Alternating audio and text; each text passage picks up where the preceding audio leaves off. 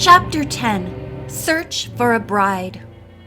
"It's starting to snow," Bess remarked, as a few flakes hit the windshield of Nancy's convertible. Before leaving home, she had put the top up because the day was cloudy and raw, with a hint of stormy weather. Bess went on, "Oh, I hope it won't be bad. Nancy, does this car have snow tires?" Before Nancy could reply, George spoke up. "Bess, you have so little faith in people. Of course Nancy would have snow tires, and good ones at that." Her cousin defended herself quickly. "After working with Nancy on all the mysteries she's asked us to help her solve, you know even the smartest people can be forgetful sometimes." Nancy laughed. "You girls have driven with me in snowstorms many times. Nevertheless, I promise to be careful. Oh, it's getting to be worse fast." Due to the storm, it took longer to get to Ridgefield than Nancy had hoped, but she was buoyed up by an exciting thought. Soon she would either come face to face with Edgar Nixon or find out whether or not he was married. When the girls arrived on the outskirts of Ridgefield, the snow was deep. Nancy asked directions to Harrison Street. She found it blocked off by a snow removal machine which had stalled. Nancy turned down a hill and parked near the foot of it. The three girls climbed back up, turned right on Harrison Street, and trudged along the unshoveled sidewalk. Finally, they came to Mrs. Hemmer's guest house. By this time, the girls were covered with snow. Before stepping onto the porch, they brushed off what snow they could and stamped their boots. Nancy rang the bell. In a minute it was answered by a plain-looking woman in her 60s. She looked surprised to see the three callers. "What can I do for you?" she asked. "You lost or just cold?" The girls smiled and Nancy replied, "We're all right. We had to park on the next street, so we got covered with snow walking up here. Is Mr. Edgar Nixon at home?"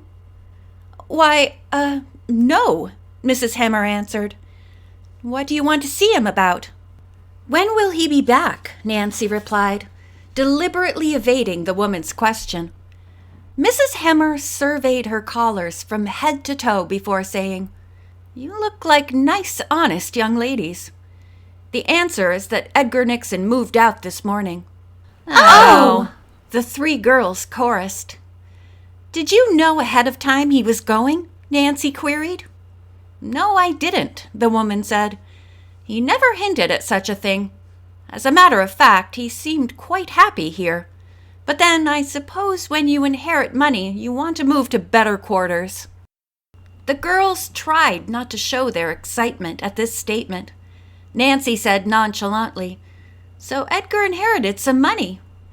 Mrs. Hemmer became more talkative. "It's kind of cold for standing here. Won't you come inside?" Nancy and her friends followed the woman. She led them to her living room, which was cheerful despite the dull day. "Mr. Nixon didn't say where the money was coming from," Mrs. Hemmer went on. "But he told me it was a big sum and now he was going to change his type of work." "What sort of work did he do?" George asked. "That I don't know," the woman replied.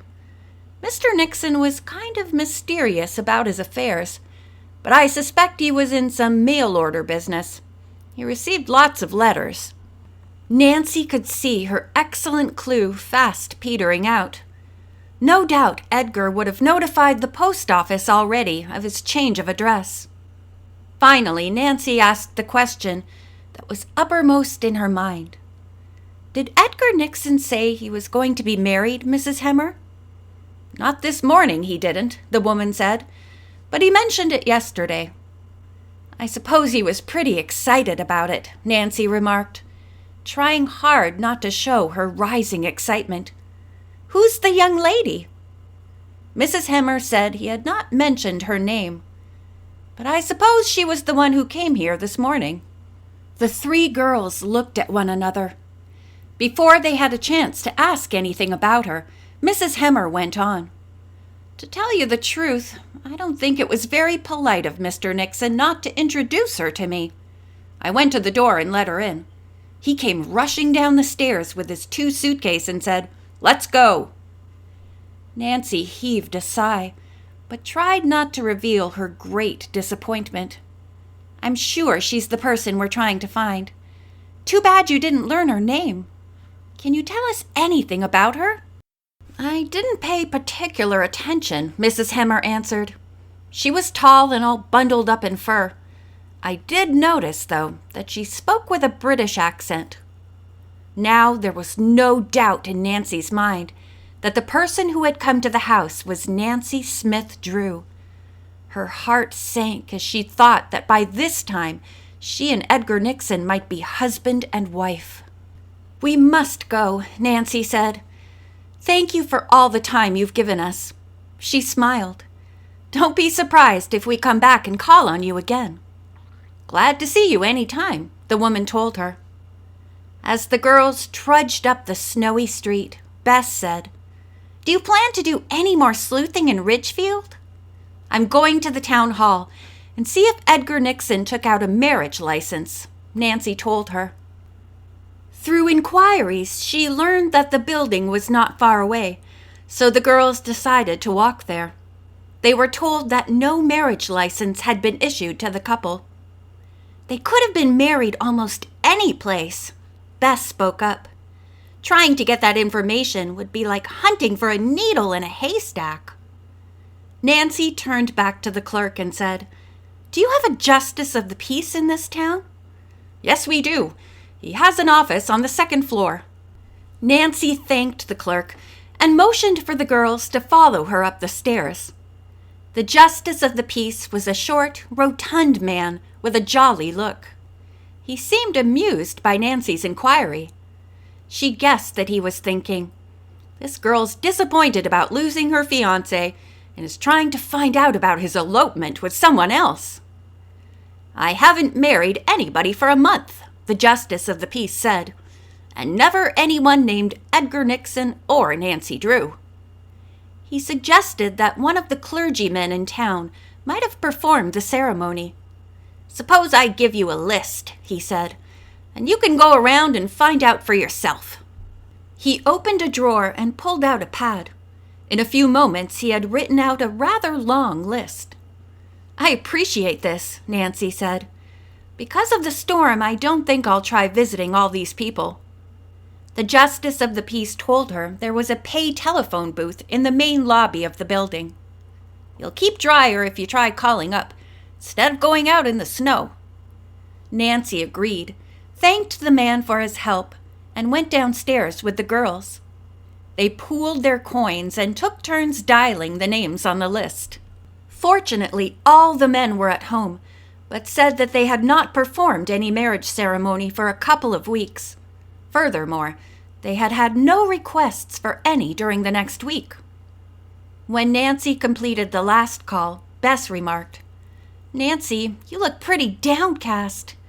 This trip in the snow was all for nothing." George tried to cheer up her friend. "I have a suggestion. Why don't we go back to Mrs. Hemmer's and ask if she would mind our looking for clues in Edgar's room?" Nancy thought it was an excellent idea, and once more the girls plowed through the snowy streets to the guest house.